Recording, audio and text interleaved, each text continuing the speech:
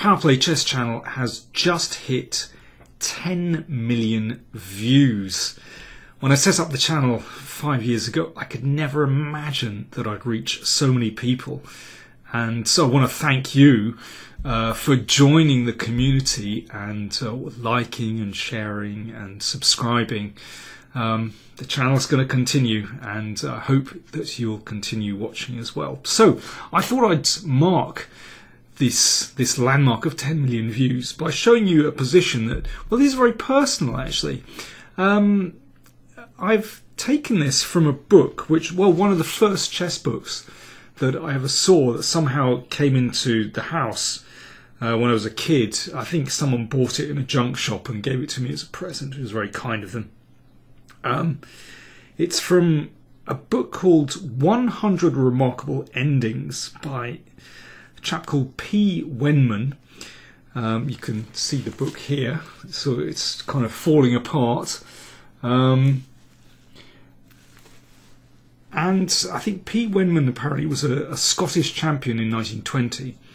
And I was looking him up a bit, and he seems to be a bit controversial because he produced books of studies and problems. But it seems that a lot of those problems were plagiarized, apparently. So he's a bit of a controversial character. But this 100 Remarkable Endings is a compilation of endings from sort of famous master games. And this is game number 1 in this collection. And Wenman writes that the following is a little known example of Anderssen's play and occurred in actual play. Of course, he's referring to Adolf Anderssen, the great German player in the 19th century. By the way, this book was published in 1946. And I've tried to research this position, or tried to look it up, and I can't find it in any of Anderssen's games, which is slightly suspicious. And also the position has a feel of being constructed to me. It doesn't look like a very regular position. It's yes, as I said, it doesn't feel very natural to me. However, I'm still going to give it because I simply like the position, and I've liked the position since I was a kid. So it's basically white to play and win.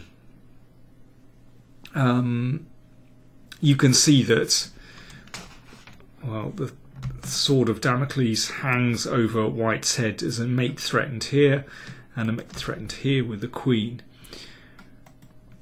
And there's kind of an obvious way for white to win, but it doesn't work. And then there's a less obvious one which does work.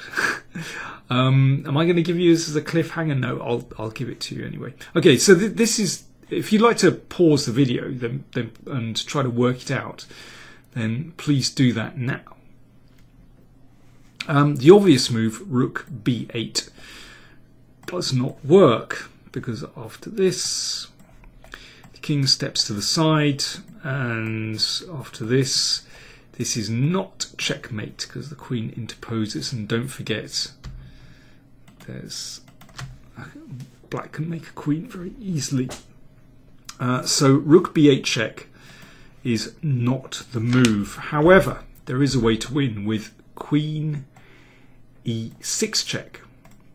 Now that buys white some time because obviously the queen steps away, and so there's no longer an immediate mate. And now white plays knight d7, and that threatens rook b8 mate. So to get out of that, black has to capture the knight.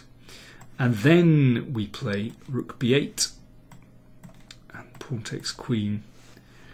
And there's no defense to queenie on the next turn with checkmate. As I said, it feels an artificial position, but I rather like it. It's rather sweet. But if anyone has any information about this position and can prove whether it's a game of Adolf Anderssen's, I'd be very interested to learn that. So do get in touch. Do let me know if you have any information about this position. Thanks for watching. Here's to the next 10 million views.